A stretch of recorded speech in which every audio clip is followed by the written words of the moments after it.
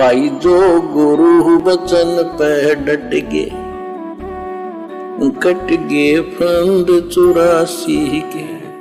यानी मुसलमान धर्म के भाई बहन अपने मुस्लिम धर्म ग्रंथों में लिखी हुई सच्चाई से किस प्रकार से परिचित हों, क्या सत्य है क्या असत्य है खुदा के विषय में और खुदा की सच्ची इबादत के विषय में। और मुसलमान धर्म के मुल्ला मौलवी और उलेमा जो ज्ञान दे रहे हैं, इन धर्म ग्रंथों को अच्छे से ना समझ पाने के कारण उन उलेमाओं का ज्ञान कितना सत्य और असत्य है और मुसलमान धर्म की पवित्र पुस्तकों में लिखा हुआ ज्ञान कितना सत्य और असत्य है, इस बात की जानकारी गुरुदेव हमें देने जा रहे हैं। प्रथम नबी बाबा आदम से लेकर अंतिम नबी मोहम्मद तक 1,80,000 पैगंबर नबी हुए हैं। मुसलमान धर्म के मौलानाओं का मानना है कि मुसलमान धर्म में अभी तक बाबा आदम से लेकर हज़रत मोहम्मद जी तक केवल 1,24,000 ही नबी हुए हैं। लेकिन भाई और बहनों, ये जानकारी उनकी आधी अधूरी है।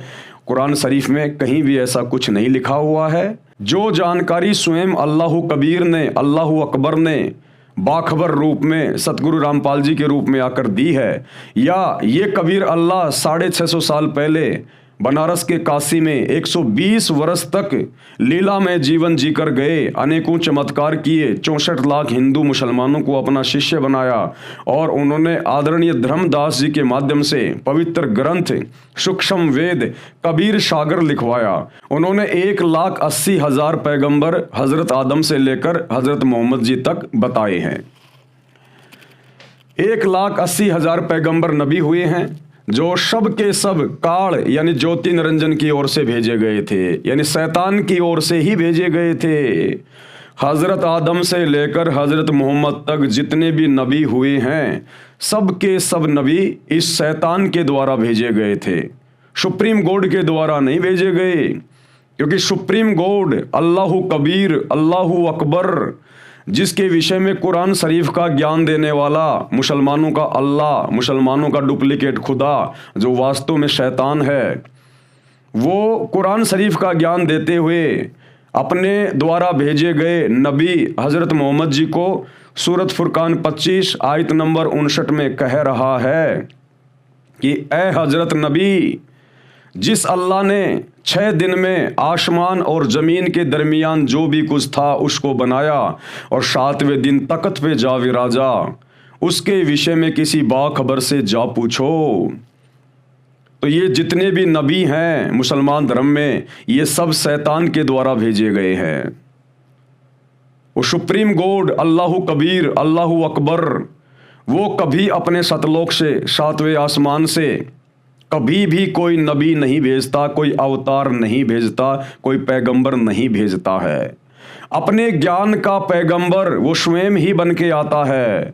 अपने तत्व ज्ञान का संदेशा वो स्वयं ही रसूल बन के, नबी बन के, सतगुरु बनकर इस पृथ्वी पर लेकर आता है, क्योंकि वो समर्थ है।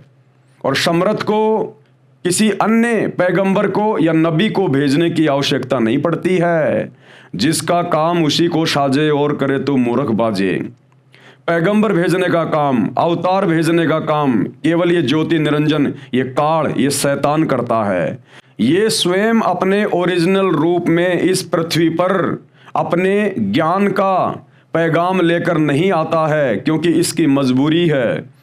जब आप सृष्टि रचना को पढ़ेंगे और समझेंगे तो आपको पता चलेगा कि अल्लाह कबीर के द्वारा, सुप्रीम खुदा के द्वारा इस शैतान को, इस काल को एक श्राप लगा हुआ है, जिस कारण से ये किसी के भी सामने नहीं आता है। इसने सौगंध खा रखी है कि मैं अपने ओरिजिनल काल रूप में, शैतान रूप में किसी को भी दर्शन नहीं दूंगा। इसलिए इस शैतान ने अपने जो 3 बच्चे पैदा कर रखे हैं, ब्रह्मा विष्णु महेश, इनके माध्यम से यहाँ पर ये अपने पैगंबर, अपने नबी, अपने अवतार, अपने रसूल भेजता रहता है और अपने अज्ञान का ज़्यादा प्रचार प्रसार करवाता है।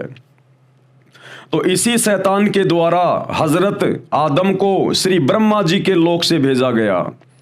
इसी शैतान यानी काल के द्वारा हजरत ईसा को श्री विष्णु जी के लोक से भेजा गया।